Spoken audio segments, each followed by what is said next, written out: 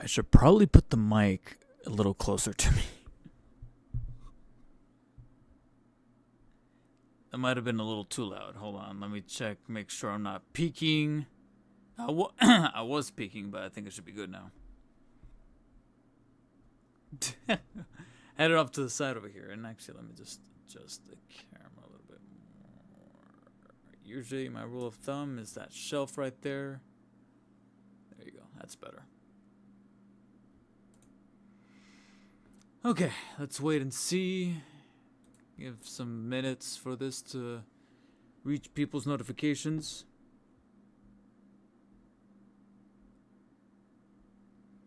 Got the email.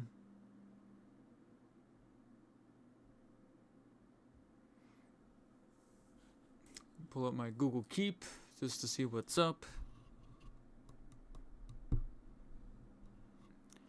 Alright, first stream of the new year after taking a little bit of a break. Seeing as that I very, very, very much needed it. Are we good? Okay, yeah. Kilobytes per second is good. No drop frames so far. So far, so good. Alright.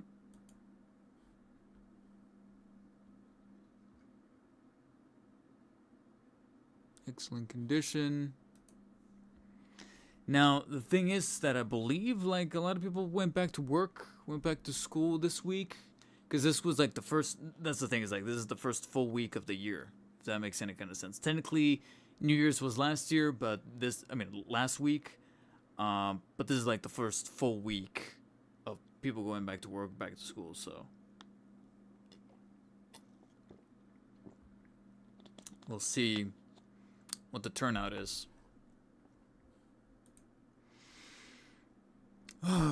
Okay, January 8th. So again, we'll see how long I go live for, because I did have quite a beefy itinerary this week for this week's stream, specifically carrying on over certain things from the last stream that I didn't manage to talk about. I had half a mind to stream last week, but I got really busy with that new InArt The Batman review, which is pretty much turning out to be like a full-length review. And when I say full-length, I mean feature-length. I mean, we're talking somewhere close to about an hour and a half. And so I'm in the midst of editing that. I do feel relatively confident that I'm going to be able to hit this weekend with that, so my break will finally end this weekend with my review, my very in-depth review and slight comparison of the InArt 1/6 scale the Batman Penson Batman figure, in which like the last 20 or so minutes of that review is going to be comparing it to the Hot Toys to see exactly if waiting and spending that kind of money was truly worth it. So we shall see how that fares off. But yeah, I'm in the process of that, and then the process of... It's already been filmed, but I gotta start editing the Christopher Reeve McFarlane Toy Superman. I think today I might finally unbox the Thomas Wayne 2-pack. I've already shot a little bit of the box B-roll, so I just gotta finish the box B-roll, which could be done in like 15-20 minutes. And then finally unbox that and start playing with those so I can maybe shoot that review this weekend. And I'll have like at that point I'll have like 5 or so things in the can that just need to be edited. So yeah, that should be something. So if anybody is in the chat right now, just let me know if the audio is a little too low, because I'm always kind of a little self-conscious that the audio's not as high as I would want it. Especially since I don't want my voice to be like up and close and personal like this the whole time.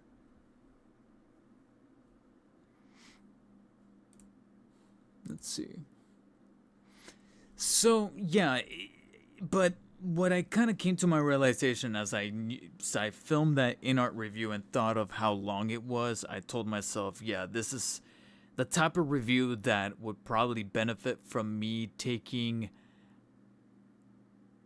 a bit of a break or a pseudo break, because I unfortunately suffer.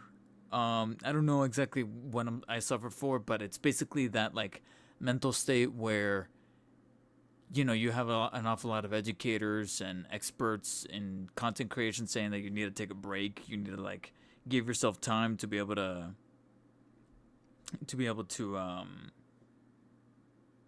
huh. Anyways, um, you need to give yourself time to like recharge and stuff like that. And I'm the kind of person that acknowledges that you need to take a break in order to recharge to keep yourself from burning out, but I can't fully just do nothing. So the little like happy mediary that I've always found myself in is to say, for example, right now what I'm in the middle of, which is to take 2 weeks off from publishing, but it's only the first week where I kind of don't do anything, and then the second week, even though I don't publish, I am filming and editing.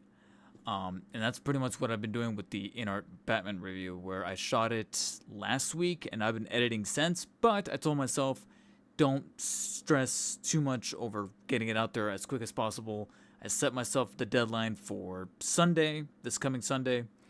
And right now we're kind of in the midst of like, getting to the finishing line where I'm like, actually, yeah, I think I can hit Sunday. I actually don't feel too stressed about it. And as far as like B-roll that needs to be filmed, there is a good substantial amount, but not to the point where I'm like, oh no, I don't think I can get it done. No, I'm like, I feel like today and tomorrow I can actually finish it. That way I can spend Friday and Saturday putting the finishing touches and rendering it.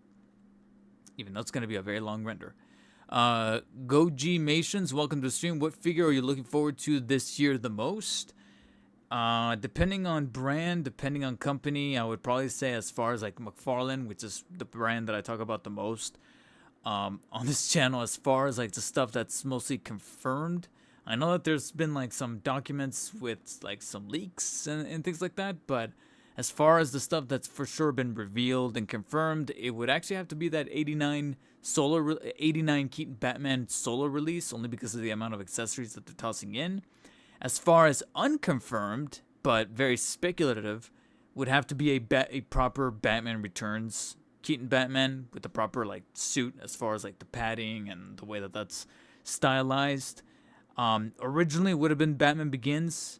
Actually, going back to unconfirmed, they confirmed the Batman Begins solo release. But what is not confirmed, but a lot of people are kind of looking at and going, there's gotta be some semblance of truth to this, or legitimacy to this. A Platinum Batman Begins Batman, but it's the Demon Batman. Because that would have to be like all you have to do is just, you can use the same body, you just add a little bit of that like garish, very burnt like texture to like the top part. Not even the whole suit, but just like the top part. You ruffle up the cape a little bit, puncture holes in it to make it look tattered. And then the only thing that you really have to swap out is the head sculpt and give it the demon. And even then, you just have to take your existing Batman Begins head sculpt and then just add the demon features to the eyes. Like hollow out the eyes, make them black, paint the mouth plate completely black and give it that glossy finish to make it look like it's drooling that tar stuff. And you got your Demon Bat, and there's your Platinum Batman Begins. I'll be stoked for them to actually incorporate that into their slate, entering maybe some point in the summer, I would imagine. And I'm eager, especially after the trailer, I'm eager to see exactly what they come up with for the movie tie-in figures for Superman, the James Gunn movie. That's for McFarlane. Overall, Hot Toys wise, as far as like the big tier stuff, Hot Toys wise, what they've revealed.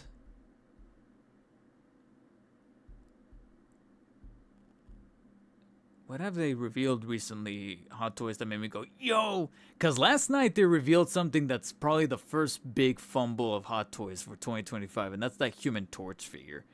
Jesus. The suit itself doesn't look too bad, but it's pretty easy to do that kind of suit because it looks very cargo-y, pants and the Under Armour look. But that head sculpt is down. You have to be blind to think that looks like Chris Evans, because I'm like, Jesus, what did they do? But actually, let me go to their Facebook. Let me go to their Facebook real quick to see what was like a recent reveal that I looked at and went, yo, that actually looks legit. I might want to pre-order that. It's not Batman or Spider-Man related, but Darth Malgus from, I believe it's KOTOR, looks awesome. Nice pull from Deadpool and Wolverine.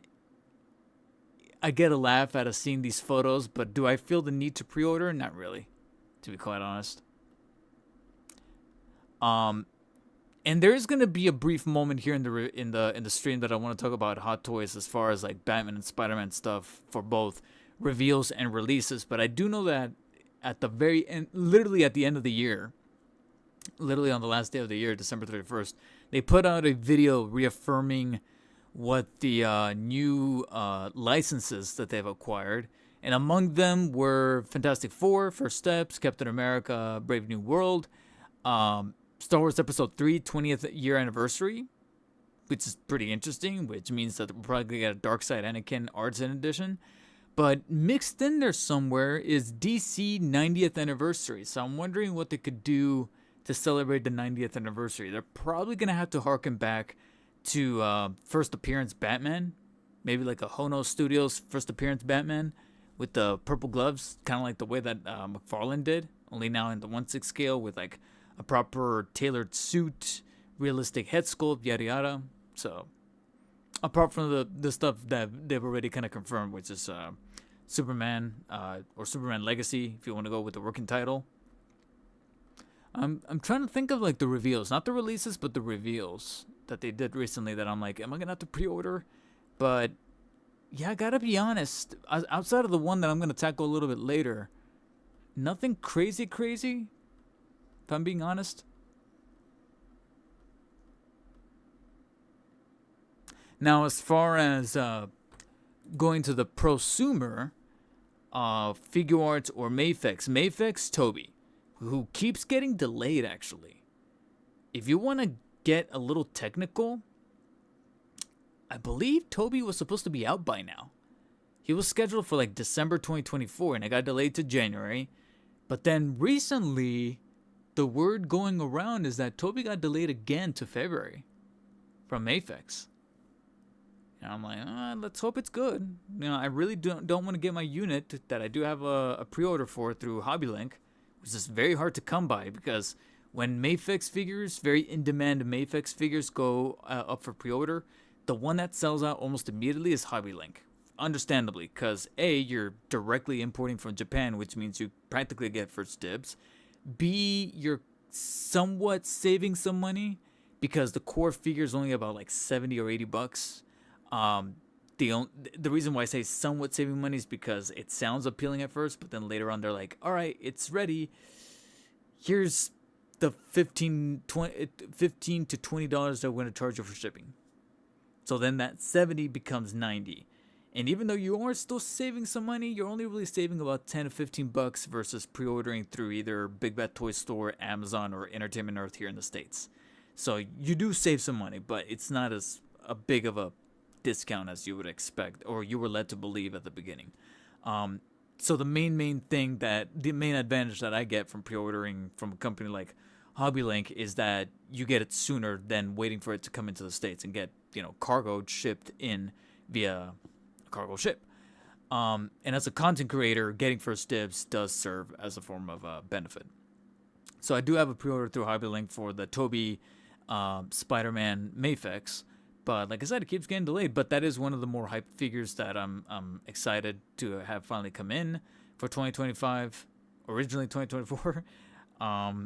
What else? Like I'm just trying to think of things off the bat. I have a spreadsheet, but I really don't feel like I need to look at the spreadsheet. I really do want to just go off because if I'm genuinely hyped for it, it needs to come at me instantly. Now, as far as releases for things to actually arrive. Goji Mations, actually, I think you might have touched it. Sorry to bug you again, but I really want a Bane figure. So what Bane would you recommend? Well, what kind of figure? What kind of Bane figure? Because if we're talking 1/6 scale from Hot Toys, are we talking McFarlane as far as like something that's just 20-25 bucks? Or are we talking about prosumer? Because I know Mafex does have the Dark Knight Rises Bane, or you have the Nightfall Bane, which recently came out, I think, 3-ish months or so ago that I hear is actually pretty good, and I do eventually want to get, but it's just not in the cards right now financially. Um, but from what I hear from some of the people that reviewed it, it is rather nice. 1/12, so 6 inch. Yeah, if you don't mind spending somewhere around the $110 to $120 range, it will probably be that Nightfall Bane from Aphex, because I keep hearing good things about it.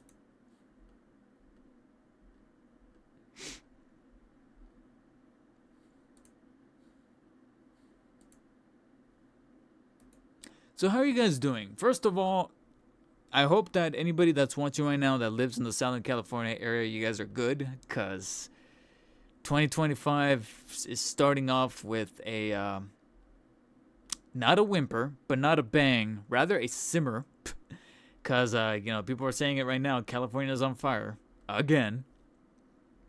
Here come the wildfires. It's funny because this time it's not even the temperatures, because it's still kind of chilly. But unfortunately, what is not helping these conditions are the winds, because it's really blowing and keeping things out of a bit of a tempest. So there's some fires ranging around the SoCal area, specifically around Los Angeles, the Inland Empire. Well, not really Inland Empire, but Altadena, Pasadena, Palisades, I think it's called, Santa Monica. All those really resorty, touristy, beachy areas. Have they confirmed what started these fires? Because there's some people already kind of talking, saying that it was like a homeless person. That was a little like crazy. I hope not. But at the same time, if it is, it's just another reason for why we need to do something about the homelessness in SoCal. Because it's getting kind of nuts to the point where even me, because I'm in an area where even I'm kind of surprised that the sky hasn't turned red, but at the same time I'm more so in the high desert area. Like, to get to a place like Pasadena takes like an hour and a half,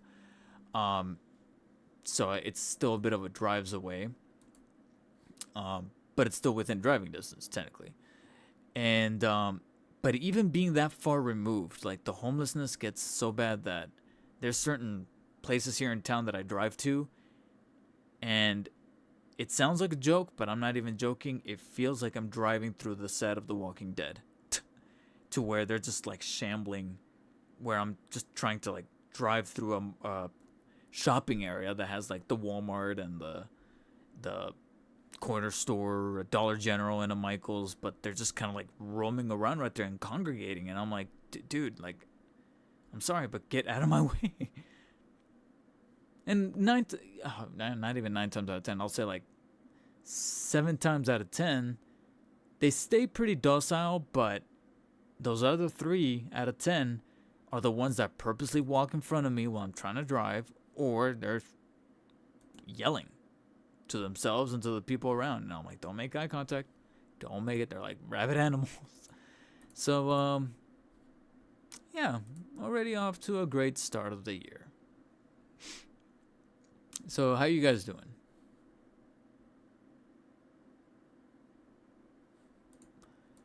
Yeah, because looking back at 2024, that's actively my first topic here, real quick, is look the year in review of 2024. Ah, man, 2024, to put it somewhat mildly, not a great year, to be quite honest. It was really not a great year. To be fully transparent, I actually made it the entire year unemployed. My only means of income was, in fact, YouTube. Because the channel is monetized, I am a partner on this. And the amount of, like, income that was being pulled was enough to, like, pay off some things, pay off some bills, and keep the channel afloat, to keep content going. That's where I was trying to, like, create a cycle of ROI, return of investment, which means, because obviously hearing this, I know that the average person's going to hear me and go, well, stop buying action figures. Well, that's the thing. It's like, most of the figures that I did buy this year were the ones that were being covered on the channel to keep the channel afloat and to keep that income coming. some of the figures were actually sold after they were done being reviewed or returned, which I hate doing, but it got that bad, especially in the latter half of the year. You know, as things got kind of worse. And of course, you know, trying to find a job was not for lack of trying. I was applying every day. I could probably make a form of collage or some kind of art piece with the amount of emails that I've gotten back saying, unfortunately, we're not moving forward. We regret to inform you that we can't do it, yada, yada, yada. So, yeah, you know, that was one of the tougher things out of the year. But at least the positive side of that was being able to kind of flex my editing muscles, my hosting muscles as a content creator, as far as like you know, setting my own deadlines and just kind of cultivating the channel a little bit more. And that's not to say that it wasn't for anything. Like, I did do a handful of interviews, and some of those interviews and calls weren't possible if it wasn't for the YouTube channel. Of which one of them I actually am in the midst right now of working out a deal with a company to possibly start a new job here in 2025. But, you know, let me just put it this way. Like, I've been burnt so many times this year that unless I sign something, like I actually sign a PDF file saying, hey, you're hired, until I actually fucking sign that document, worst case scenarios are always flipping through my head to where it's like at the last second they're like, oh, never mind, we don't have the budget, or oh, never mind, we could do this ourselves. Which we can't rule out the possibility that some of the companies I interviewed for ended up doing that, despite sounding very positive and forward thinking and feeling good about where I was. There were some interviews where they wanted to hire me on the spot, and then later on I found out that it was a commission, and it was door-to-door sales, but commission, meaning, you know, they would only pay me what I was able to sell. And I'm like, no, I need an hourly thing, because the whole point is that I want me and the girlfriend who also, without putting too much info out there, let's just say that she, in the next under a month or so, will be out of a job as well. Her company shutting down. And we'll both be in the same fucking boat. So, yeah, you know, we're trying to figure things out here entering in 2025. I've already got like I said, a little bit, a bit of a taste of it throughout the entirety of 2024. And, you know, one of the things that was at least able to keep me afloat as far as mental, you know, stability and walking the tightrope was the YouTube channel. So, you know, that's one of the things to look back at 2024, and the reason for why it was that slump, me constantly trying to cultivate the YouTube channel, me trying to constantly look for jobs, you know, running interviews, trying to be in the right state of mind. That made it difficult for me to be able to get into other things that I was just all about in my 20s. So, you know, video games, movies. Like I have here on my Google Keep, year in review, my favorite movies of the year.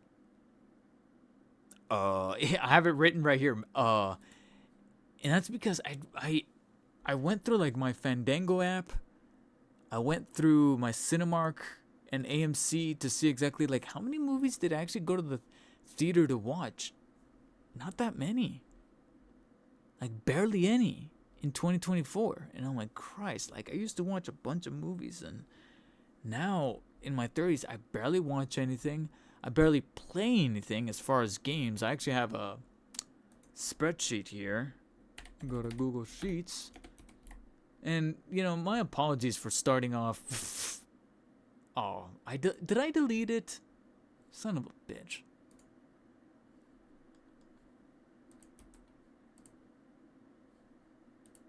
Is it in my trash? Let me look at my trash.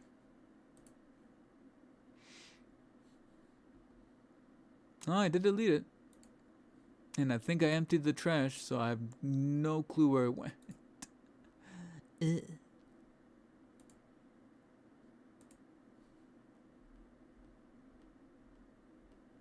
I have no clue where it went. Yeah, okay. I guess I'll just do it off my top of my head. But basically, like, I barely watched movies this past year, and that's definitely something that I really want to try to remedy a little bit better going into 2025 is to watch more movies, especially since, like I said, I one of my passions is filmmaking, and who knows, maybe entering 2025 I might just finally say fuck it and start writing a screenplay. Um, and more often than not, so even if I don't know it's happening, sometimes what influences me to write a screenplay is simply just to watch a movie, not even to watch like a, you know, masterclass or anything like that pertaining to screenwriting. I'm like, no, just watch a movie, just watch it unfold, dictate where the first act ends and the second act begins, and how the story is being told, and that does enough for me. So I definitely want to watch some more movies in 2025. Now, do I want to play more games in 2025? I don't know, because I know that that could be a very costly hobby. I mean, it's actually one of the things that lend to me not playing that many games in 2024. It's not so much because of time, although that was a factor, but more so than time as opposed to the movies. Because with movies, it really was time. Because every time I would think to myself, okay, tonight I'm going to watch this one movie, I would catch myself filming B-roll. And I'm like, fuck, I wanted to watch that one movie, but I need to film B-roll for this video to be done in time, and catch myself in that trap and not allowing myself to be like, hey, it's okay, watch that movie. And my girlfriend would tell me this all the time, where I need to allow myself to play that game, allow myself and say it's okay to watch that movie, to be like, hey, if this video ends up being late, then fuck it, let this video be late. That's a good thing about running your own YouTube channel. So yeah, that's one thing I'm trying to remedy going into 2025.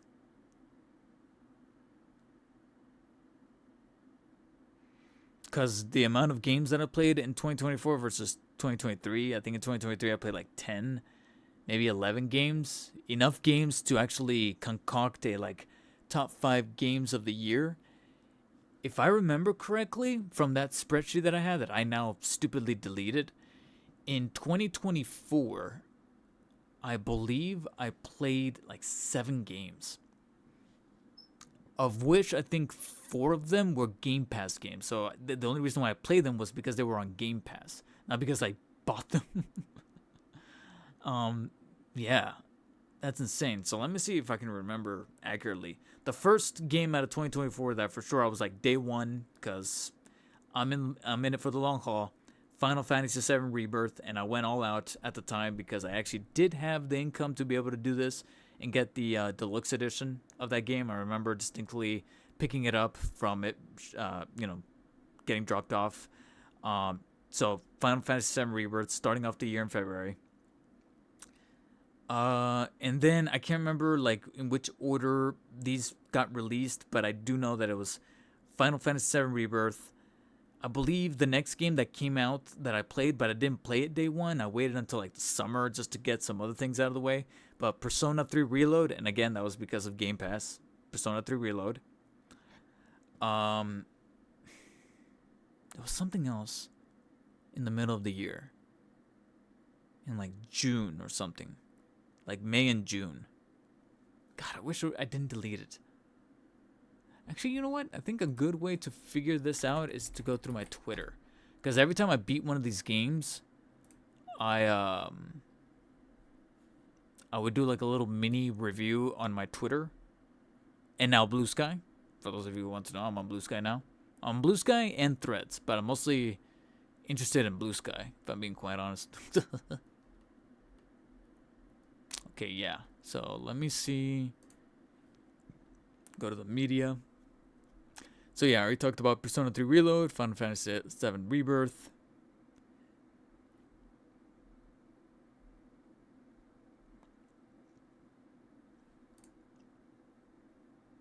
Wow, my review for Rebirth was dropped, the little like tweet review was on April 10th, almost a whole month and a half.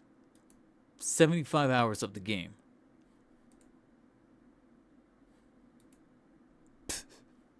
But what else did I play that came out this year? I played a bunch of other stuff, but they didn't come out this year. Oh, did this come out this Tales of Kenzera Zhao, or was that last year? Tales of... Yeah, that came out in February. Okay. So Rebirth, Persona 3 Reload, Tales of Kenzera Zhao, Hellblade 2. There you go. That's where I'm like, that was another Game Pass game. Hellblade 2. Senua's Saga, or I guess they switched the title. Senua's Saga Hellblade 2. There's 4. Which I thought it was okay at the end of it.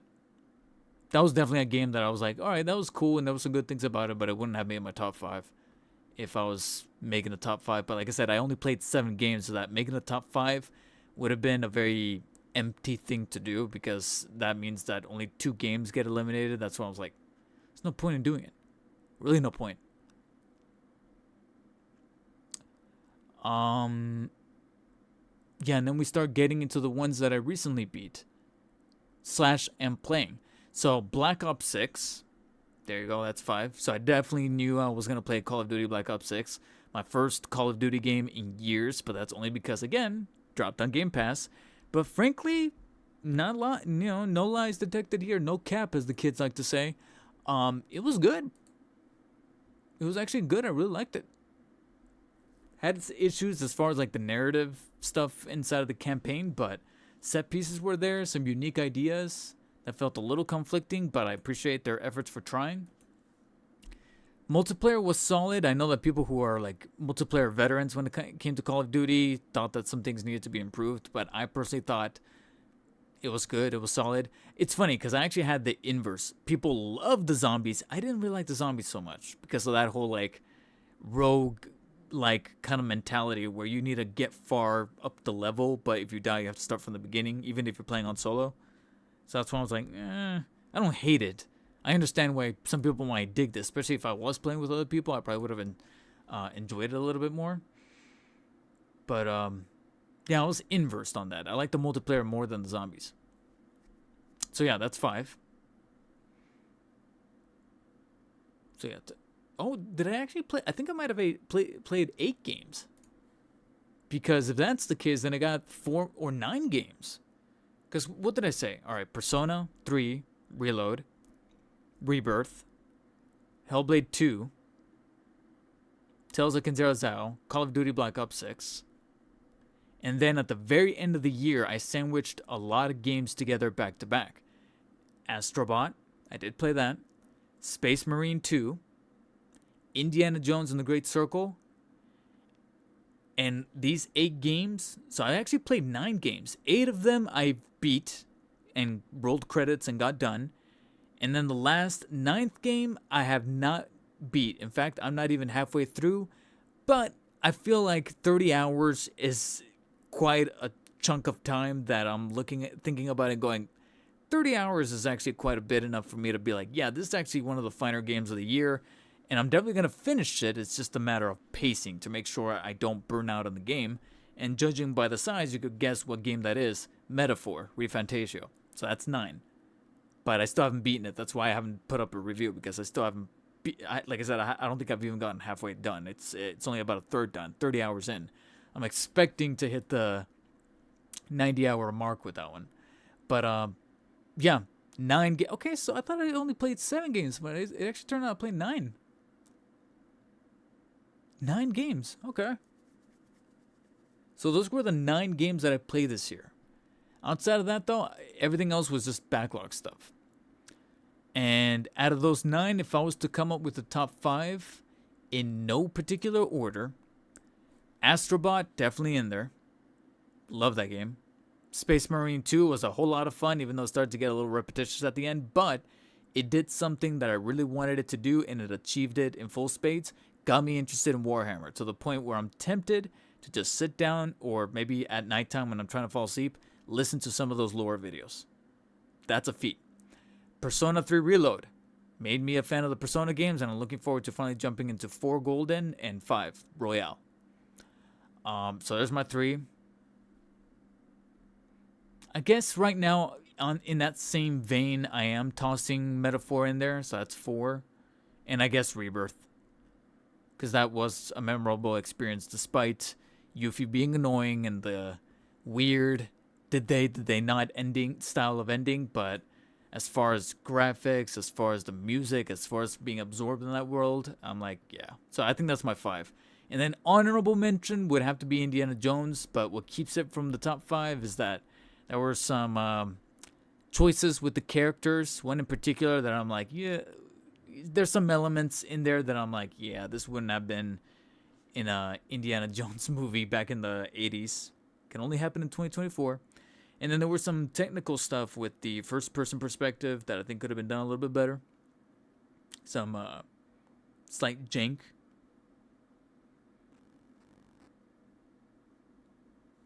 But outside of that, yeah, a definite honorable mention is Indiana Jones.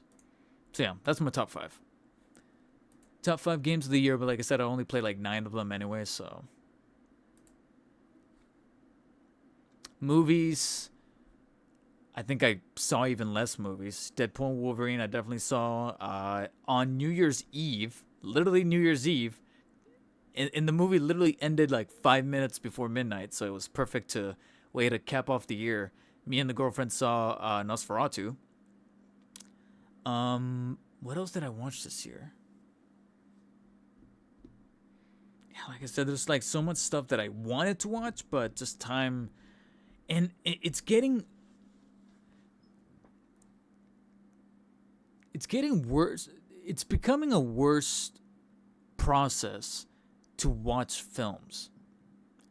Because, some of us are adults now, and, and I know that it's very easy to hear this and go, tough, make more effort to go see this movie. But at the same time, some of us have to work to get the money to buy the ticket to see the movie.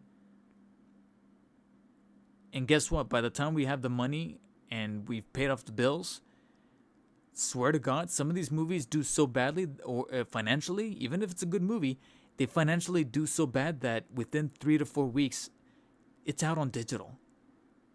Either that, or we open some social media platform, mainly either Instagram or TikTok, and there's some fucking Gen Z asshole recording a spoilery bit of the movie just to post it on TikTok with no context, with no application of like a meme or a joke or anything. They just film a part of the movie and then put it up on TikTok just so it can get views, and that's it. And my girlfriend, she's the one that I'm like, okay, yeah, you definitely need to stay off the internet. I'm a content creator. I kind of have to jump on the internet to know some things that have to do with the stuff that I cover on the channel. And then sometimes when I open up Twitter or Instagram or TikTok, boom, there's a clip from, like, recently people are posting clips from Nosferatu. Thankfully, I already saw the movie. But if I hadn't, I would have been like, wow. Fuck you. I just don't get it. Like, it's becoming such a chore to develop that process to see a movie. I'm opening up my Fandango app to see, outside of Deadpool and Wolverine and Nosferatu, what have I seen that's new to 2024? Because I'm going through my list. Oh, Dune Part 2. Definitely saw that. But yeah, I'm going through my list. And apart from those 3 movies that I just mentioned, the other movies that I saw this year on my Fandango in theaters were movies that already came out in the 2000s. Shaun of the Dead and Spider-Man 1 and 2, the re-releases from earlier this year, from the early part of 2024. That's it. I show right here that I did buy tickets to see Joker, but Joker 2, but as soon as I got spoiled the ending, I was like, actually, this is one of the few times where I'm glad that I got spoiled the ending. Cancel. And I canceled. Got my money back. It was like 2 days before the movie or something like that.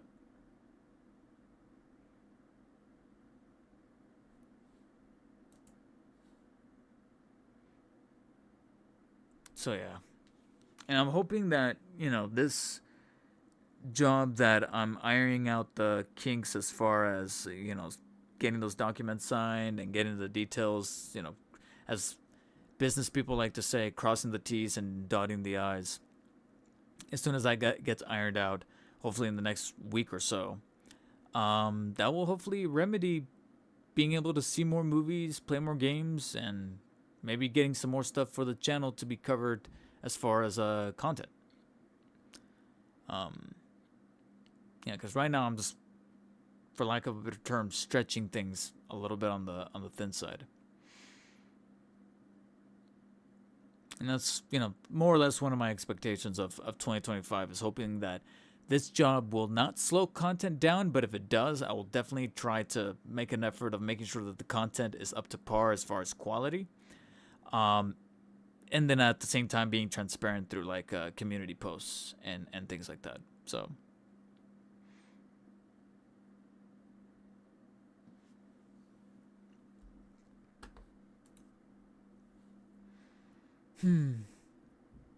yeah, we're definitely a little slow today, huh?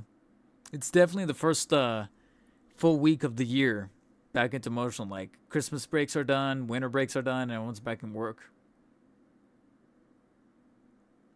Most of Southern California is burning. Yeah. Yeah, and that's okay. That's what I was expecting.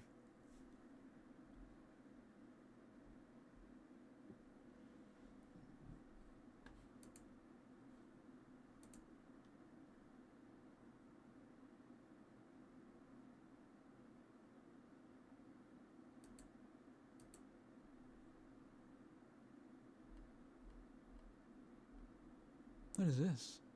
Oh.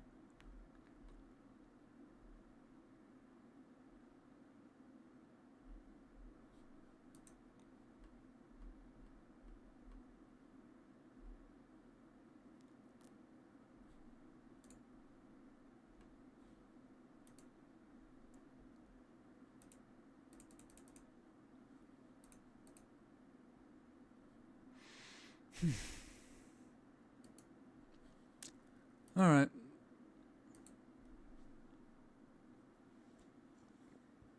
And then speaking of like 2025 and things coming up here as far as content for the channel, heavily considering binge watching and getting some kind of video essay breakdown. I don't know how to approach it yet, but that goddamn Spider-Man animated show that's creating a discussion online right now. And initially I wanted to do a trailer reaction, but then I remembered two things. One, it's gonna get copyright strike, so there's really no point in spending energy on that. And then two, unless you're already established as a trailer reactor, yeah, that's the term, right? Unless you're already one of the main people that does trailer reactions on YouTube, uh, there's no point. You're gonna get buried. So I might as well wait and reserve this energy and use it for actually talking about the show when it drops, which is literally at the end of this month, I believe. January 29th? What day is that? Whoops. Sorry, bumped the table. Oh, in 3 weeks. 1, 2, 3. In 3 weeks. Show comes out in 3 weeks. So, yeah. When that drops, because right now, me and the girlfriend are actually in the process of watching Penguin. Because as far as it's also, that's another thing that I also hope to kind of come up with a game plan with is certain shows and movies that pertain to Spider-Man and Batman, and I'm just not covering them. But at the same time, the reason why is because I developed a little bit of a niche for the channel as far as covering the collectible side of things, as far as like the games. I mean, I'm sorry, the action figures, the figurines, the collectibles, and then occasionally doing some video game related stuff, like the recent Arkham Asylum retrospective. But that's when it comes to that multimedia stuff, as far as like the games and movies, it's so competitive that I get kind of a little bit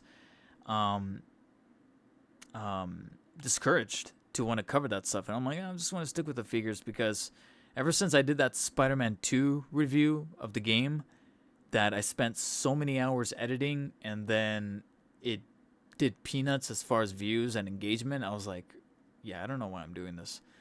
Um, but that's something that I'm hoping to come around to in 2025, especially if I'm going to be doing an Arkham City retrospective and Arkham Origins, because I do know that in June of this year is the 10-year anniversary of Arkham Knight. So something that I've kind of teased the idea of doing is covering Arkham City and Origins between now and June, so that coming up in June I can do Arkham Knight. So we'll see. Hey, Johnny Shen, comic guy, welcome, guys. Hey, you know anything about the Berserker action figure? I was expecting to see it revealed in December. I honestly, Johnny, I'm not following that. I know that McFarlane and Keanu got a thing going on developing those, but in terms of the actual like intrinsic details, I have no idea.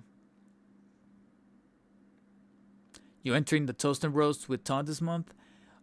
I mean, I'll watch it, but what is it about? Like, what is? It's like artwork and stuff, right? Like,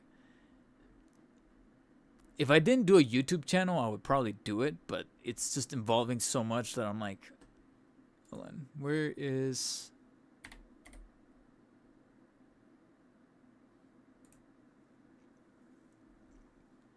Here we go. Toast and Roast Live, January 15th. Submit your best comic book scene using McFarlane action figures. I don't know.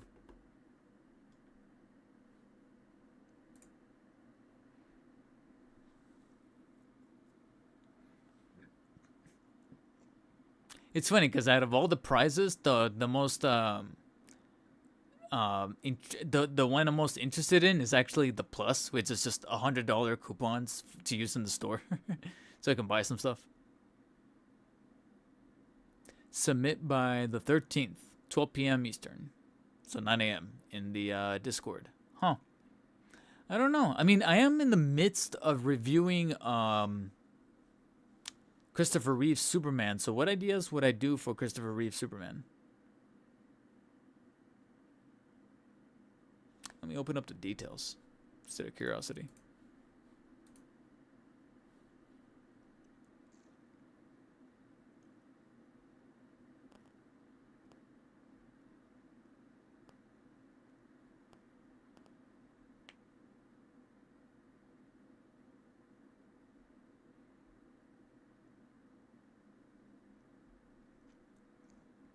But it has to be a comic page scene cover, because that's the thing, is like, I'm not terribly, I can do something that's a little bit more creatively free, but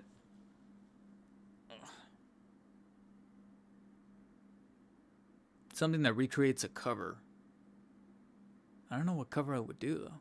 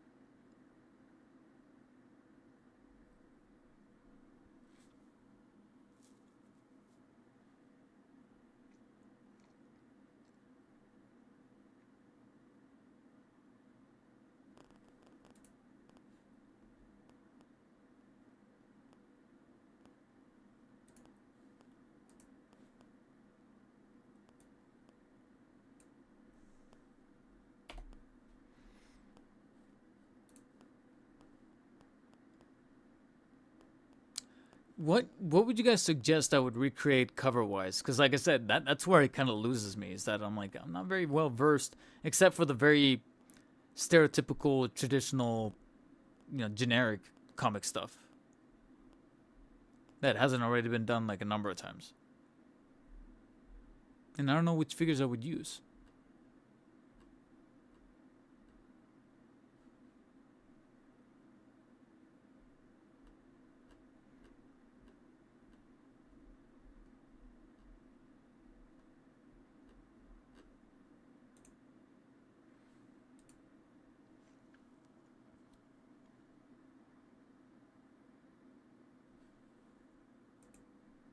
It can be original ideas too. At one of the past TNR events, he sent every entry a signed comic free. Ooh. I don't know. Think about it. I got 5 days to. Well, let's be honest. 4 days. 4 days to think about it. And like I said, I'm in the process of filming some B-roll for some stuff. So I don't know. I'll see. Especially with this Christopher Reeve Superman. Oh, and then the Thomas Wayne. I have the Thomas Wayne 2-pack. What are some Flashpoint covers?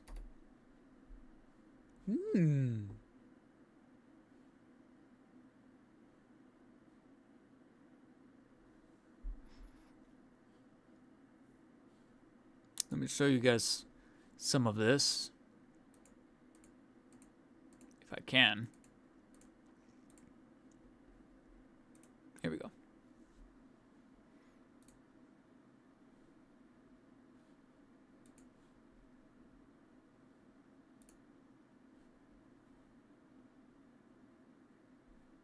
Well, this one looks a little standard. You also have this one.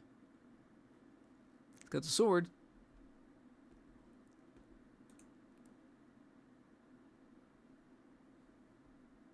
But this one doesn't have Professor Zoom in it.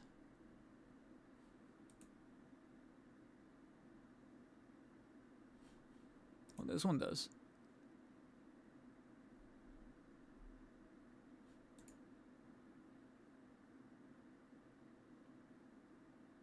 I don't have a Flash figure though. Like a comic Flash.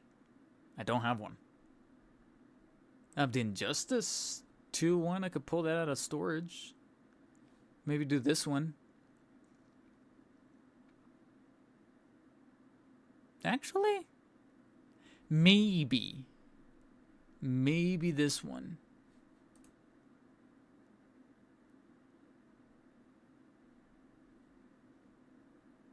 It's a viable product.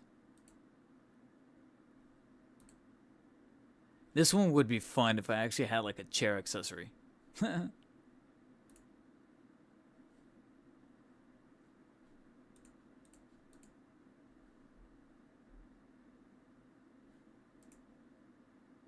don't know what that is.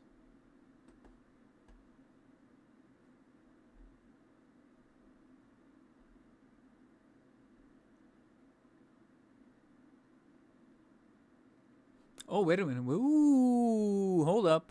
This is literally the two figures that are in the box.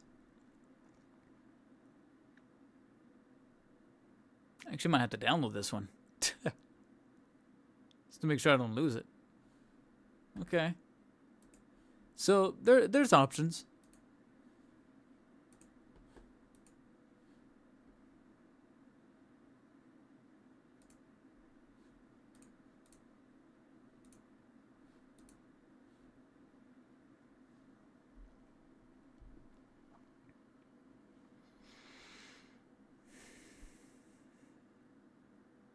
Okay, so really quick, it's funny because I really didn't have too much McFarlane related stuff to talk about this week up until yesterday, or maybe the day before.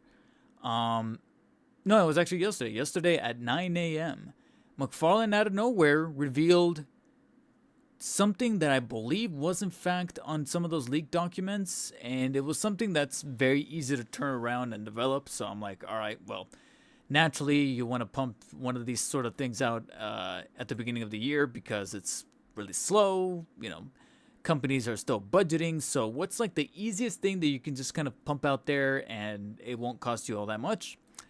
Take an existing Build-A-Figure and make it a Blacklight edition, which is pretty much what they did with the Batman and Robin Mr. Freeze. They pretty much took all the pieces that you would typically assemble and made a blacklight version out of it. So they just assembled the pieces, painted the plastic a certain way so that it reflects in the black lights that come bundled inside of the box. And being that this is a very niche unit or product, they made it an Entertainment Earth exclusive.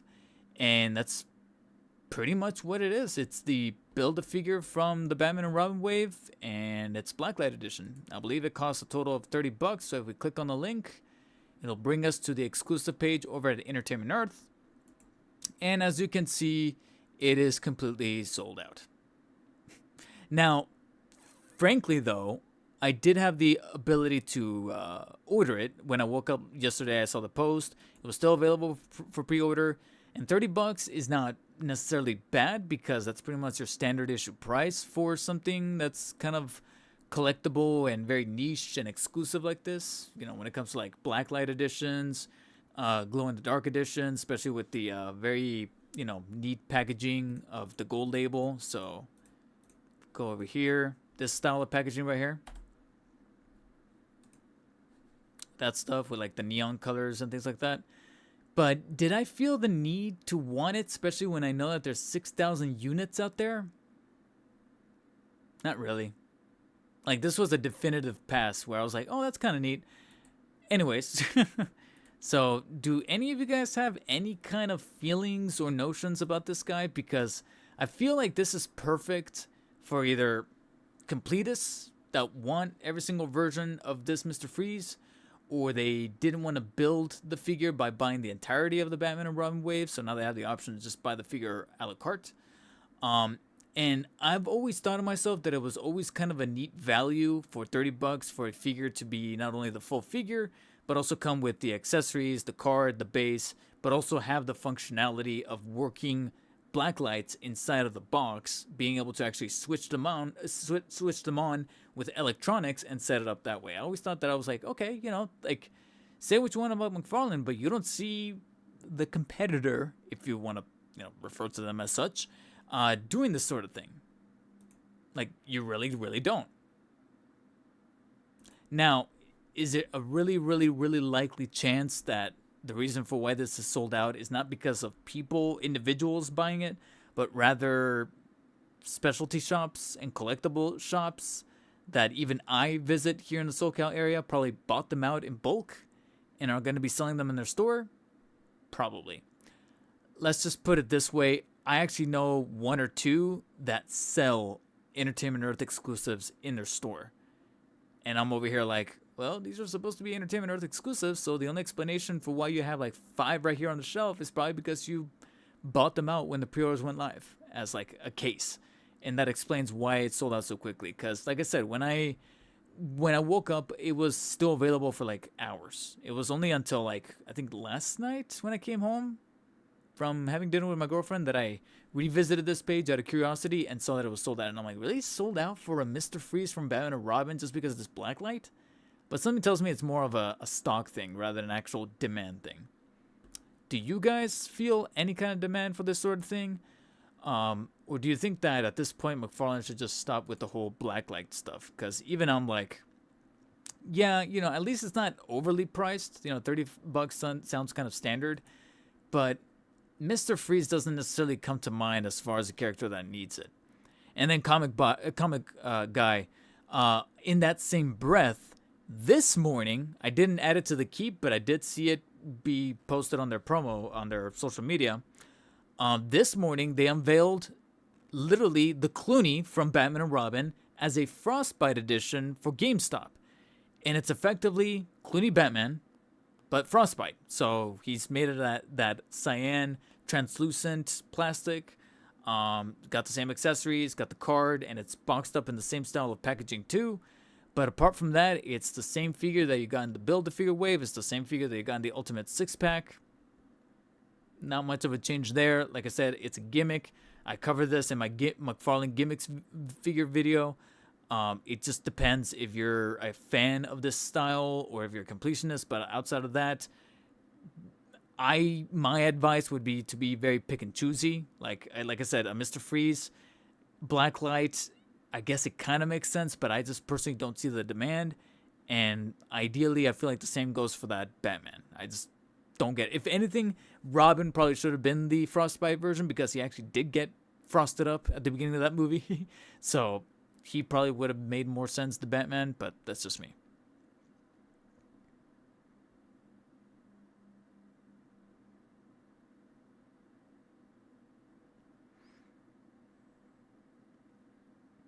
I don't think it's bad if you even don't want to get all the figures, but not a big fan of the glow in the dark figures. Yeah, like I feel like that should have just been a standard gold label. By the way, welcome to the Stream Ranch. It should have just been a gold label, kind of like the way they did Bane, the Dark Knight trilogy Bane, but with the coat. They should have released it like that, but not as a blacklight, because then you're dealing with that paint. It might, start smelling weird over time. Yeah.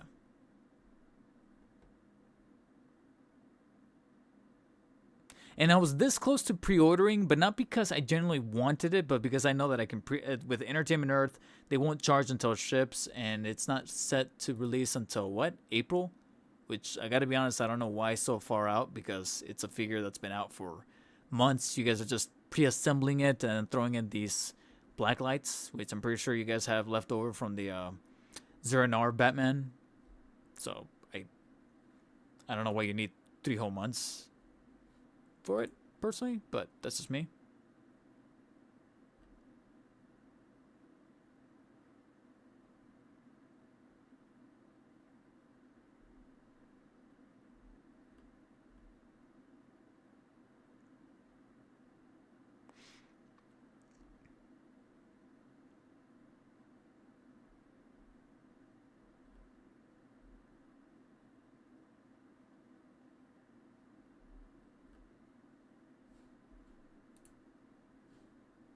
Do you think that Power Girl that's coming going to sell out as fast as Wonder Woman did? Yeah.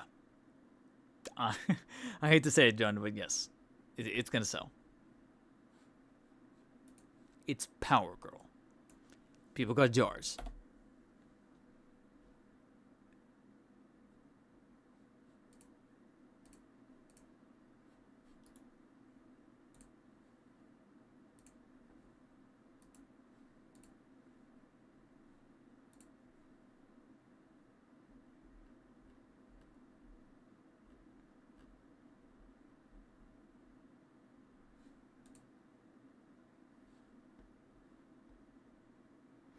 I like the Frostbite ones, however. I don't do much physical, so I hope it comes to digital. I think mine's going to be an instant sellout, Johnny. That's one I'm definitely getting. Yeah, all I know is that with Power Girl, they better let us know in advance when that's coming out.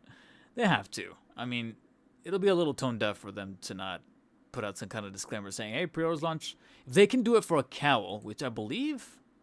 Oh, that's tomorrow, the 9th. I keep thinking that's today's the 9th. I don't know why. Okay, so moving on relatively quickly here. So one of the topics... Actually, let me take some water first.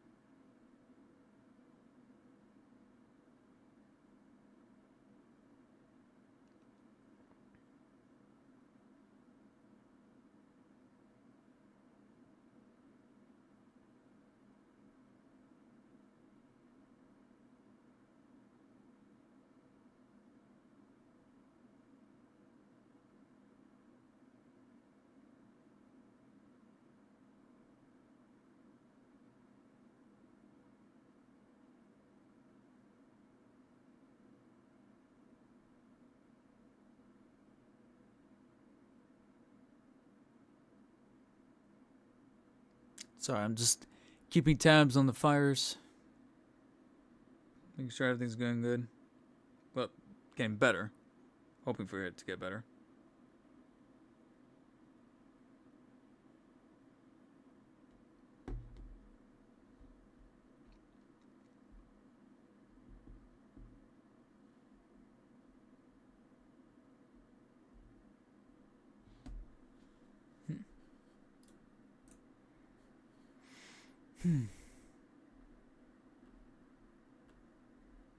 Rumor has it that the Switch 2 might come out in April.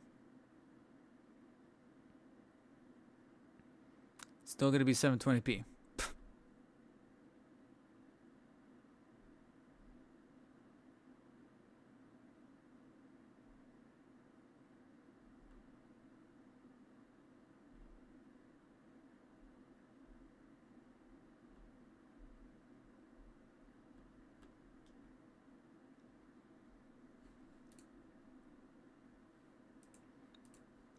Okay, so one of the topics that I didn't get a chance to talk about on the last stream last year, before I went on a little bit of a break because we just started to run out of time, but I definitely want to touch upon briefly here, even though since the company hasn't really talked about it at all. They dropped the tease and it's been a little radio silent for this specific tease. The company themselves has actually been talking a lot about everything else, as far as Squid Game with like the doll that does the, green light, red light game, or anything Squid Game related because of the new season. We got some Elden Ring stuff, Lord of the Rings stuff. We got some little like baby stuff, Ultraman, just a bunch of stuff that has nothing to do with Batman v Superman.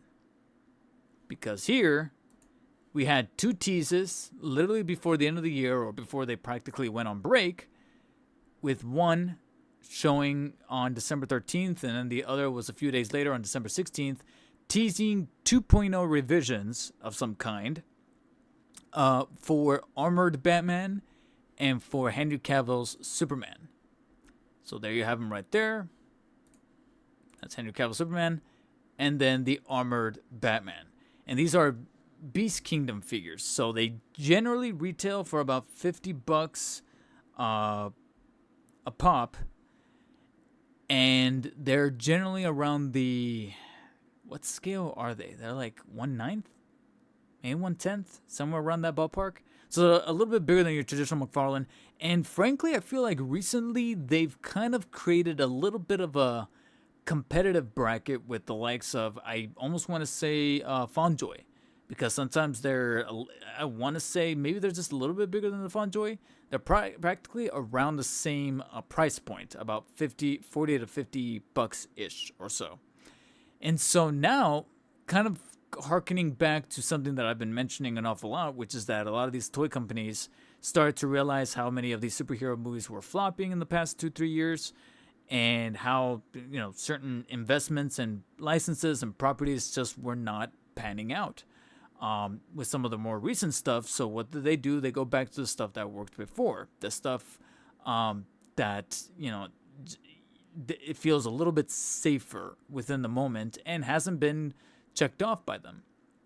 And so Beast Kingdom here is seeing an opportunity in the Batman vs. Superman movie, because they did an awful lot of Justice League stuff probably already. They got some Batman, like almost a whole Hall of Suits type of approach to the Batman, where we're getting like Kilmer and Clooney and the two Bales from Begins and Dark Knight, and a new Pattinson, all in like one swift go coming up here in March and April.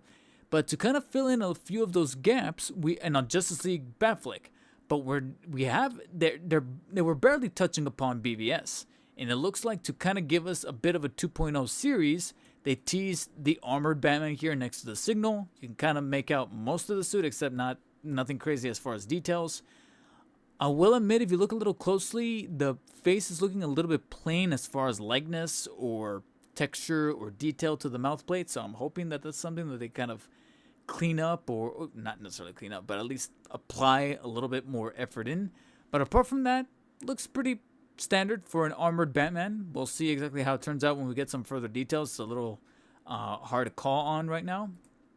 The one that, frankly, I think looks a little nicer is actually the Cavill Superman. I like the texture work. That's practically why they're probably showing him in full light here, with a full lit up, setup as far as displaying it in full effect. So you get an actual breakdown of the suit, the cape, the wiring of the cape, the joints, It does look like the joints on the knees and the wrist look a little bit small for my liking, and it looks like he's a little bit too big on the. I don't know. There's some proportional stuff here that looks a little wonky, especially with how thin and narrow the abs look versus the waist and the thighs. But we'll see. Like I said, when we get a broader, better promo photos, when pre-orders start to get a little closer and closer. But apart from that, I gotta be honest. Between the two, the one that looks a little bit better, but maybe because of the better look that we're getting via this tease, is the Cavill Superman. And even the likeness doesn't look all that bad for like a $45 to $50 figure. That actually looks legit. That doesn't look too bad. But like I said, I'm still holding out reservations, and this is meant to be a 2.0 series. Part of the, what do they call it? DAH, Dynamic Action Heroes. Similar to how when I covered the Beast Kingdom figures, I covered the Batman Returns and the Flash Keaton Batman, for which I've gone on record saying that they're not bad figures, and I even went as far as to say that the Flash one, despite being the lesser definitive Keaton Batman, because it's the older Keaton, the older man Keaton, the older man Bruce Wayne, the likeness as far as the eyes and the mouth plate is pretty on point for the scaling and the price point. I was like, yo, this is kind of like almost like a little mini Hot Toys. I just wish that a few of the joints felt less cheapy, felt less rigid, to the point where I don't think it was the Flash one. I want to say it was the Returns.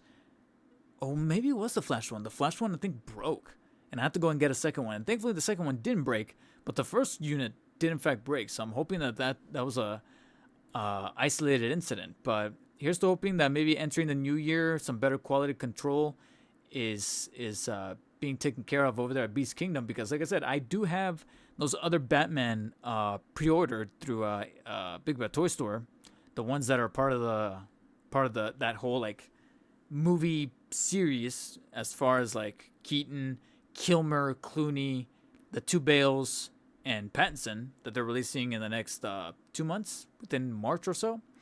But hopefully they can give a little bit of that same love to BVS, because, yeah, and then, like I said, a traditional BVS suit Batman instead of just the armorized Batman under Beast Kingdom.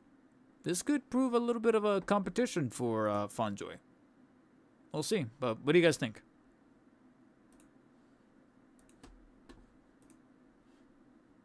Hey, Big Rib, how you going? How's it going? Did you order the Kickstarter Spawn? No, Johnny. It looks cool, but I gotta be completely transparent. I'm not the biggest Spawn guy. Spawn has always been the character that I always thought looked cool, has a cool backstory, but there was never anything that made me go, yeah, I've always come this close to buying a figure, and yet I don't. Something always kind of stops me, and sometimes, you know, it really does boil down to the expendable income, the lack of expendable income. But even then, there's times where I think to myself, even if I had the expendable income, there would still be something. I can't put my finger on it, but there would be something that would keep me from fully buying a Spawn like that. Maybe one or two outliers here and there. Like the closest that I came to buying a Spawn figure was at Target, where I saw that Call of Duty ones, the ones with like all of the guns and the grenades and the pouches and things like that. But outside of that, I don't really devote that much to Spawn like that, if I'm being honest.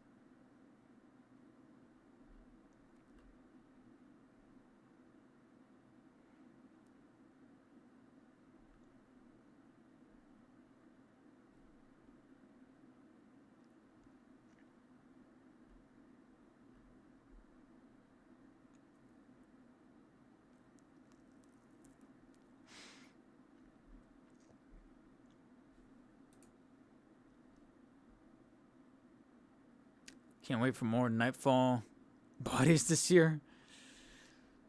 Oh, don't say that. Why would you curse me with that? And again, that's coming from someone who acknowledges that it is a good body, you know, a good sculpt, but at the same time, you know, you gotta give that thing a break.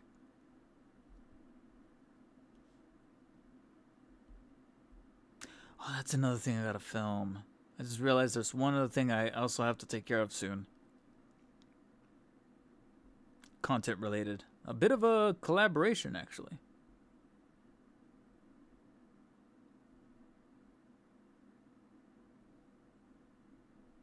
Ooh, chocolate chip cookies.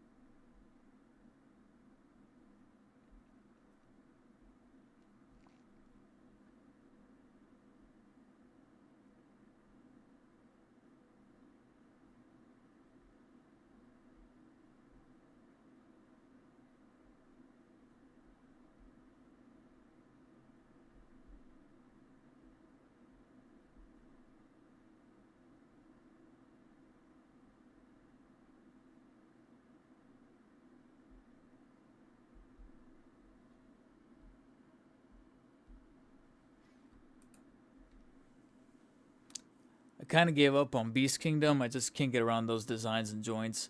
I mean, I've only owned two. I want to say if, like, this next. Yeah, I've only owned two. I don't think. Do I own any more? Yeah, just the two. The Returns and the Flash one that came out around the same time. I missed the 89, but they're about to redo 89. Actually, hold on. What do I have on pre-order?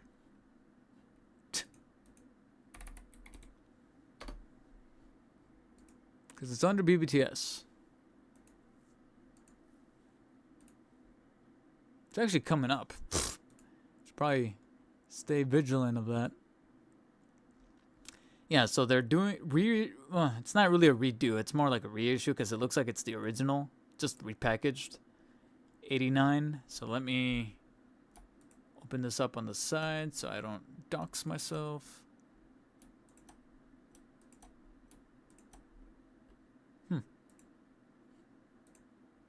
All right. So as far as those that I have on pre-order, there you go. 89, which, like I said, I think it's just a reissue to celebrate the 35th anniversary of the film and 85th of Batman. Yada, yada, yada. Well, 35th was last year, not this year. Even though it's coming out in March. But yeah. Does it say what scale is this? It just says that it's 8 inches. 8 and a quarter, technically. Yeah, see, $50. It's supposed to come out in March. But 89, DAH 114. 115 is Kilmer, which I'm hoping they're touching up a little bit of the likeness, and I'm a little sketch of that torso. Doesn't look that bad, but it doesn't look the greatest either. I feel like this could have been... That's the thing, is like, there's some Beast Kingdoms that look awesome. Like I said, like that the Flash Keaton Batman is legit like a little small Hot Toys. But then I look at this Kilmer and I'm like, yo, was there like a licensing problem? Looks a little Mattelish. Even the Clooney Batman, which you have right here, looks a little bit more like Clooney, and the suit looks a little bit more refined. A little better.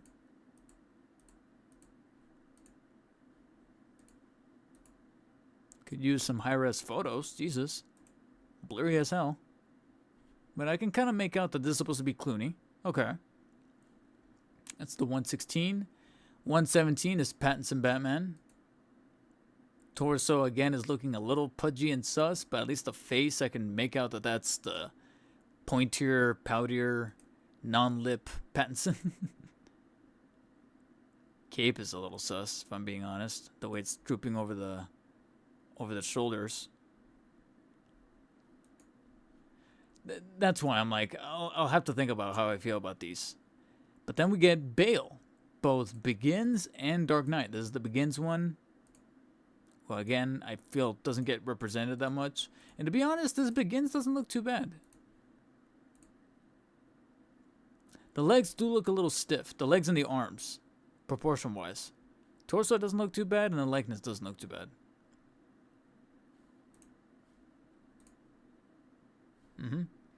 And then lastly, Bale again, only this time the Dark Knight. Again, I don't know why they don't release high-res photos.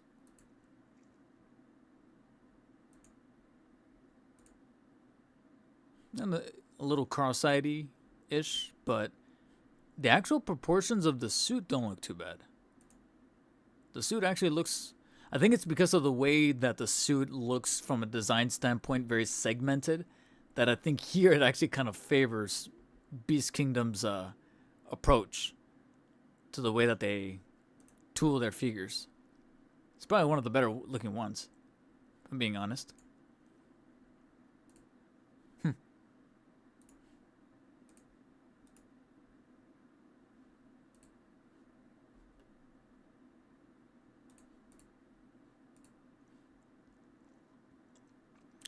I had the whole BVS wave and 89 from Beast Kingdom at once. I sold them off, but I did keep the Nightmare Batman. Oh yeah, they did make that. I feel that all the Beast Kingdom look awesome in pictures, but in hand they always fall short. Yeah. Like I said, hopefully that's something that they're working on going into 2025.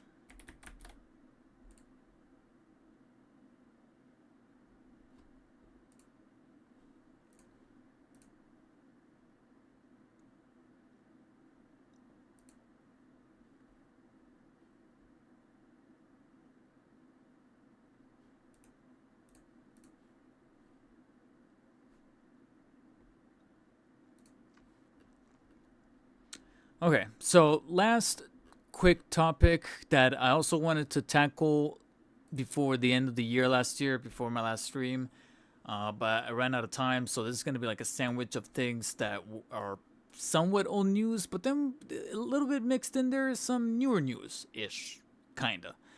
You have mainly just one announcement that I failed to talk about, but then other releases from Hot Toys that I think look pretty interesting, and I kind of wanted to get you guys' opinions.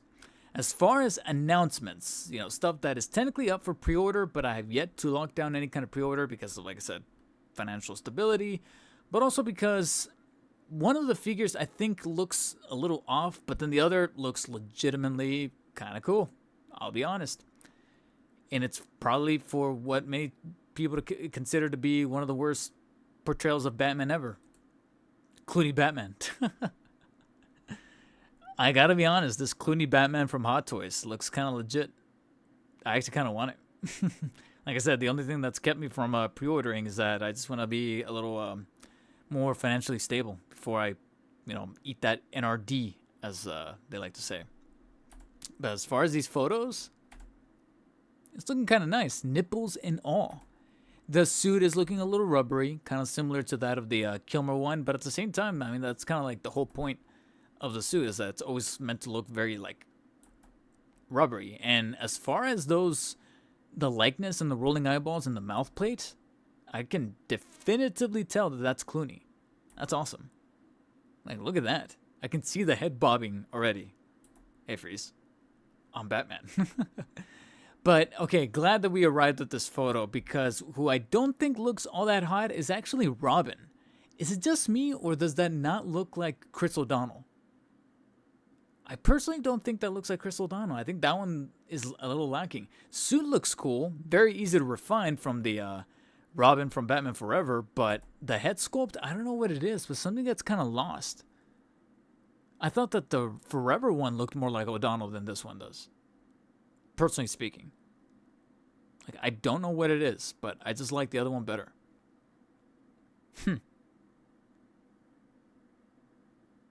But yeah, next to each other, though, they look awesome. And we still have more of Clooney here. Comes with comes with all the crazy gadgets and accessories that are just ridiculous to see in live action. But yes, he comes with the goddamn Bat credit card. Never leave the cave without it. And you have to. I mean, at that point, you have to. So this is one that I definitely want to secure. I added it to the wish list, which means that, yeah, I want to pre-order it. It's just a matter of having that $50 or whatever, however much the NRD is. I think it's like 30, 40 bucks, something like that, to put down and be comfortable putting that down. Like right now, I really can't. But once I get to the point where I have like the spare 30 bucks and be like, okay, here it is. Do it and get it out of the way. And just wait for it to release. But like I said, on that other side of that coin, Robin, I don't know what it is. I like the suit a great deal, but I just really wish that likeness was a little better. Because I personally don't think it looks like O'Donnell. Detailing and painting is cool, but it just doesn't look like O'Donnell. See? I just do not see it. And the painting on the hairline is a little strange. Yeah, some people are comparing it to Sam Witwer. Yeah. Suit is awesome, but just the likeness. Okay, somebody right here. Kevin Myers. I don't see O'Donnell here. Face is way off. Yeah, I don't see it either. Some people think that he looks cool, but I'm like, the suit looks cool and the gadgets are on par, but yeah, I don't know. Could just be me. Could be in the minority, but I did see one other comment saying the same thing. But between the two, the Batman is the one that I'm like, I definitely want it.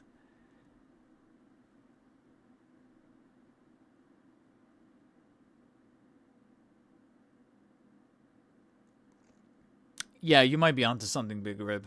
Like, they'll still, even when they release, you might still be able to find some units on Sideshow and things like that. Now, that's what got announced and are up for pre-order. Since then, there has not been any new Batman or Spider-Man announcements. There's been, however, releases. And by releases, we're strictly talking about releases in Hong Kong.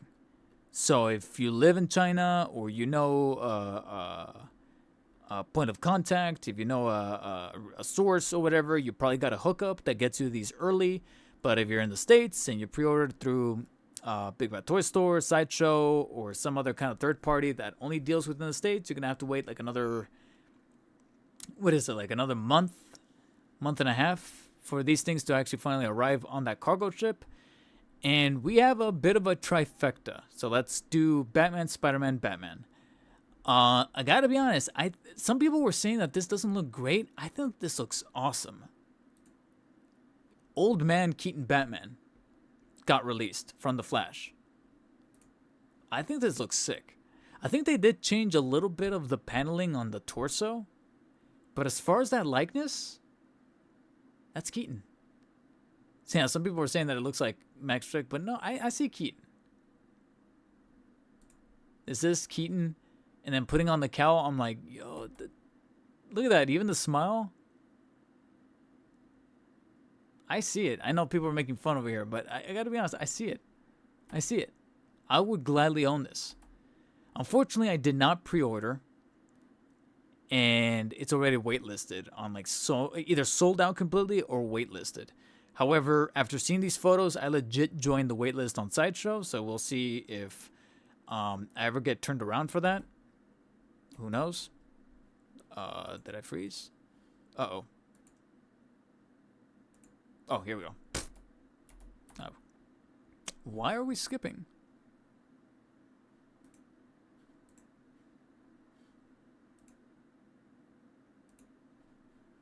Hello? There. Jesus. Some people have pointed out that this section right here looks a little off. And I am a little worried about that. That's mainly persistent when you're wearing the uncowled head sculpt. Thankfully, when he's wearing the cowl, it blends in a little bit more natural. Like, I think this shot looks good. It looks really good. I wish there was a way to make him smile with the unmasked head sculpt, but the only way to do that is with the panels on the cowled one. Yeah, but this is definitely, it was on the on my wish list for the longest time, but now after seeing these photos, I'm like, yeah, I gotta yeah, hit that wait list, hit it, reserve your spot. So if anybody cancels, I'll be like, well, let me see what happens, or let's see what I can scrounge up, because I am digging this. And this is final blogger photos, meaning this is final release photos of the final product that comes in the box, which means that when it starts to roll around here in the States, I'll be like, all right, we'll see where I am financially, because I would definitely like to add this to the armory, if you will. Because I think this looks legit. And next to the Batmobile, oh yeah, I'm digging it. I immediately smiled when I saw these go up last month. Day after Christmas. Have a good one, Wrench. No hookups for me. I'm still waiting for Flash, Flash Batman, and Video Game Venom. They're all delayed. Well, here's the thing, Big Rib, is that they always send those emails saying they've been delayed, but I always, people interpret it as like a new delay. I'm like, nah, it's in a delay that was indirectly already spoken for, because they have to send that email when they're approaching like the end of December, and they're like, well, this is not going to arrive in that December window. We have to say delay. And that's why some people get confused. Like, I got the delay email, but then a few days later, I got the email saying it's arriving. I'm like, yeah, because it's in their terms of service that they have to send out that delay email, even if it literally arrives 2 weeks later, but it's technically January outside of that window, they have to send that email. That's why there's been cases where people get the delay email, and then literally a week or two later, they're like, hey, we're about to process. It's about to arrive.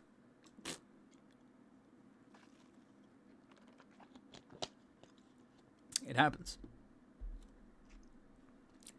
As far as the next release that I do have a pre-order for, so I'm praying to God that things work out with this job that I'm trying to iron out, because if I don't, I might just have to cancel this, to be quite honest.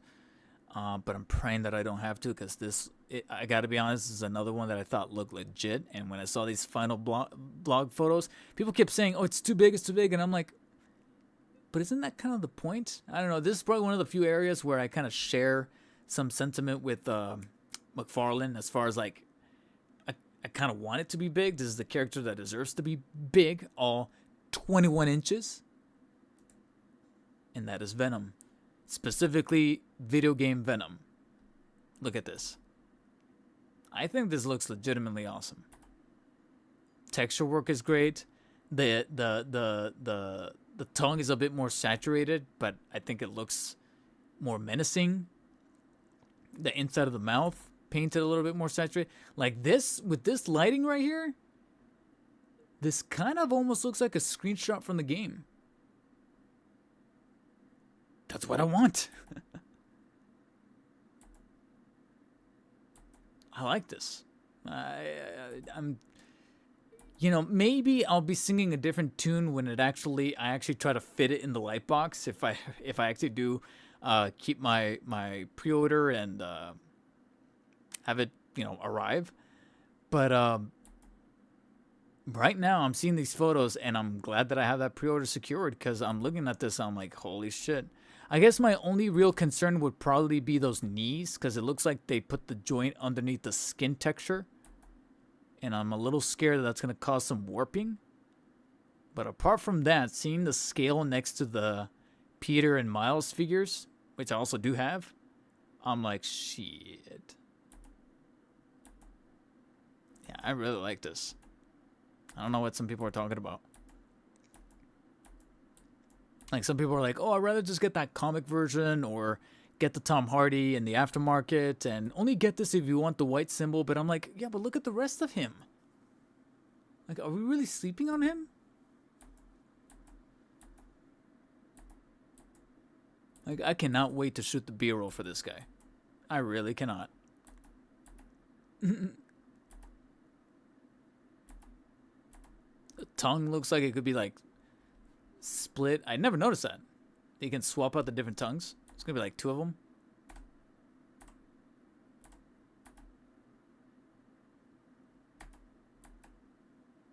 And then this shot. the movie, the movie Venom, the black suit Spidey, which I actually have down here. I still haven't unboxed it yet though, so I still have to play with it. But the black suit symbiote Spidey, the movie Venom, and then the video game Venom. God damn. I'm really liking what I'm seeing. I don't know what people are talking about, to be quite honest.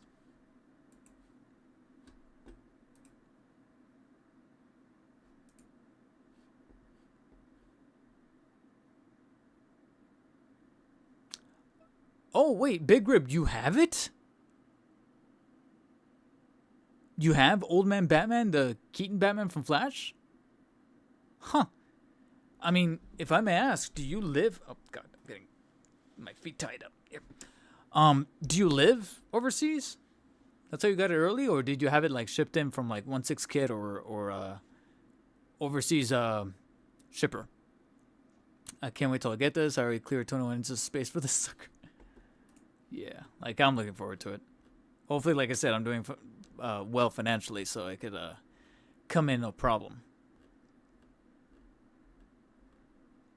And speaking of Batman, we're going to close off on probably one of the most controversial Hot Toys reveals from, I think, late 2023. And they went radio silent with it. And now, finally, we have blogger photos at the very end of the year. But it's likely going to be the early part years of 2025 that people finally have it in hand. A bit more widespread. Excuse me. And that is Batfleck, quote unquote, Batfleck from The Flash. Because obviously one of the things that made people go, what the hell, was when this guy got revealed, and it was very, very obvious that it was not Ben Affleck. I think the thing that was being said the most, even from me, was that he looked more like Batfleck's stunt double than anything else. Now, with these blogger photos, it looks a little easier on the eyes, but it's still not Batfleck. It's still not. The suit looks a little nicer. The cycle, which is getting an awful lot of showmanship here, doesn't look too bad. You know, they got the paint decals done, the sculpting, the quality of work there. And they tried to make do with as much as they could with the suit. I think as far as the suit itself, a lot of people still really dislike this suit. It's too busy. There's too much going on. I concur. I really don't get whose idea it was to design this suit. I'm baffled. But as far as Hot Toys, what they tried to do here to make it as close to how it looked like in the movie, that's kind of what they did. You know, got the straps, you got the panels, you got the plates, the seams, all that stuff. And then as far as the likeness to Affleck, they tried to like tan him up a little bit and then maybe sculpt the cheeks in a way. I can tell they did something to the mouth plate to look a little bit more like Batfleck, but it still doesn't. It's still a little, like right there, a little better, but we're talking like 5 to 10% better, and that's it. This is arguably one of the Hot Toys that I'm like, it's waitlisted and sold out almost everywhere, and yet I don't feel too bad about not having it. Like, I don't feel the need to jump on the waitlist. I'm good. Probably if I ever get the very resounding itch to wanna complete the whole ensemble and have every single iteration of Hot Toys Batman ever, maybe, but right now it's not in the cards. It's, I'm not even thinking about it that way.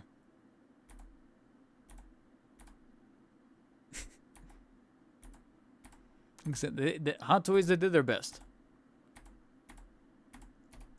but it's definitely on the back burner.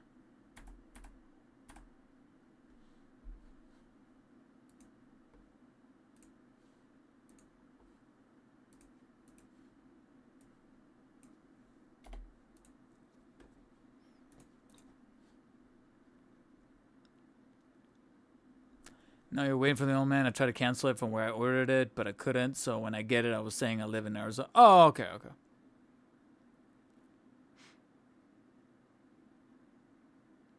Yeah, I mean, like I said, I have to see where I'm at financially.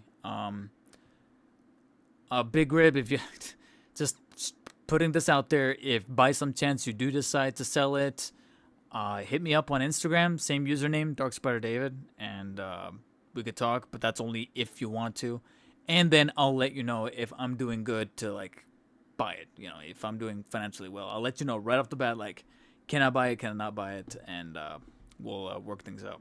But that's only if you want to.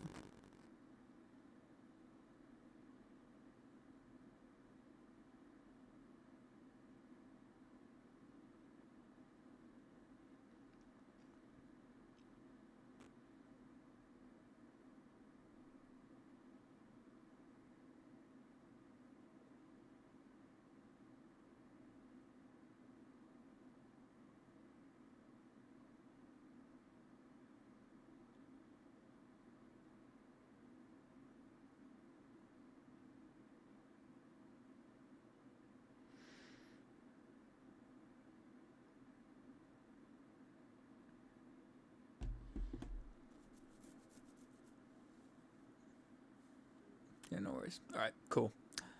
Um, okay, that was actually I actually managed to make it through all the topics.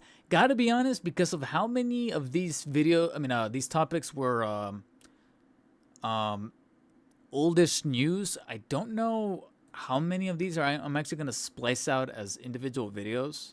I think maybe the Blacklight Mr. Freeze video, but at the same time, the OCD part of me wants the next proper video to be my actual like review of the in-art Batman instead of an actual like stream clip. Like my first video of 2025, my first proper video of 2025. Because this is a stream, it's gonna be a VOD. It's not gonna really count. But my first official review of 2025, I want it to be an actual review of, like I said, the in-art Batman. So that's why I'm like, I don't know if I'm gonna splice anything out of this stream, and if I do, it's probably just gonna be the Blacklight Mr. Freeze conversation, because that's like the most recent thing. Everything else happened like 2 weeks ago, so I'm like, I don't know. And then as far as the stuff that I was talking about personally, as far as looking back at 2024 and then looking ahead at 2025, like I said, I'm in the process of right now trying to get out of a funk from how tumultuous 2024 was. That entering 2025, I know it's very easy to fall into that trap of like, well, this year I'm going to do this, and that. And to be fully transparent, like my spirit took a bit of a beating in 2024 that I'm not even feel like inclined or the incentive to want to get into that mind state of like, it's a brand new year and that means new content. That means like I'm just gonna do what I've been doing, and if something new comes my way, sure, but I'm not like creating a spreadsheet and all this of like what I want to bring that's brand new to the channel, because I'm like, I'm scared of letting myself down, I guess. That's the term.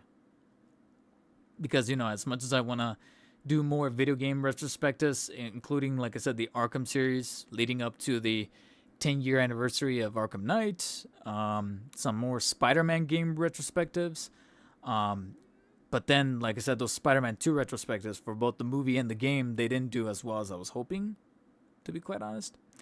That's why I'm like in that process or that mindset. I'm like, how much of that is really worth it? I'll think about it. I don't know. Or just focus your energy on the stuff that does work, which is the McFarlane stuff, the Marvel Legends stuff, the Mafex, the figure arts, including some of the figure arts stuff that it's starting to come into the country. Spider-Man India from Across the Spider-Verse finally got released overseas, so I might, if, like I said, financially I get a little stable here in the next couple of weeks with this new job that I might start, maybe I'll pull the trigger on figure arts Spider-Man India and do a comparison to the Marvel Legends. And yeah. Did you get, speaking of Across the Spider-Verse, did you get the $20.99 Spider-Man? Just like with the Flash? No, I added it to the wish list, but I never pulled the pre-order trigger on it. And after seeing those blogger photos of the other release that I kind of forgot to. Actually, no, I think I did show that off on that last stream. But yeah, I saw those blogger photos. I'm like, fuck, it actually looks good. It looks good with the suit and the. It's very easy to get that head sculpt because it's animated, but it looks good. And sure enough, I think it's funny. It was still up for pre-order, and then those blogger photos dropped, and literally that day it went up to waitlist. It waitlisted. I was like, God damn it. For the longest time, it was available for pre-order, and as soon as those blogger photos hit, it got waitlisted. I was like, of course it did. Of course it fucking did. So, it's on my wish list, but we'll see what happens. Hope to see you all for the McFarlane game night in the Discord tonight. Oh, that's tonight? Assign prizes, toy reveals, prize for funniest answer, etc. I gotta run. All right, see you, comic guy. I'll definitely consider, especially since I know I'm going to be covering the Thomas Wayne Professor Zoom 2-pack. I'm looking at the cover and I'm like, I could maybe do that. Maybe. It's in the cards. We'll see where I'm at with time. I might do that. Maybe. And reviews, ideas, and visuals are amazing. Keep up what you're doing. Thank you, Big Rib. And hopefully, Big Rib, you watch the at least a part of the in-art Batman review. Even though I don't expect people to watch too much of it, because like I said, it's feature length. But there's a reason for why it is. And there's a reason for why it needed to be that length, considering how long I was waiting for the in-art Batman to come in and finally review and compare it to the Hot Toys. That's my first in-art review on the channel. So that's gonna be going up on Sunday, and then afterwards maybe I'll splice out, like I said, the Blacklight Mr. Freeze video and post that while I work on the Christopher Reeve Superman and the Thomas Wayne Zoom 2-pack, and then a couple of other stuff that I have in the can, like the Revoltech Amazing Yamaguchi Arkham Knight Batman, the Mafex Justice League Batman 2.0, comparing it to the 1.0. And then whenever McFarlane releases new stuff. So, we'll see. Alright, guys. I'm out of here. Comic Guy, Big Rib, Wrench, Johnny Shen, and Gojimations. It was a bit of a slow one today, but considering it's the first full week of January and people are going back to work, back to school, vacation's over for the majority of people, and plus, like I said, most of SoCal is kind of getting lit up right now, so arguably much more important stuff is taking precedent. I understand. So yeah, hopefully next week I'll stream again with some new topics, much more up-to-date topics, and we'll see how the turnout ends up being then. But completely understandable. In the meantime, start resting my voice, get some editing done, and eat some leftover pizza. Until next time, guys, stay humble, and I'll catch you guys on the next one. Peace.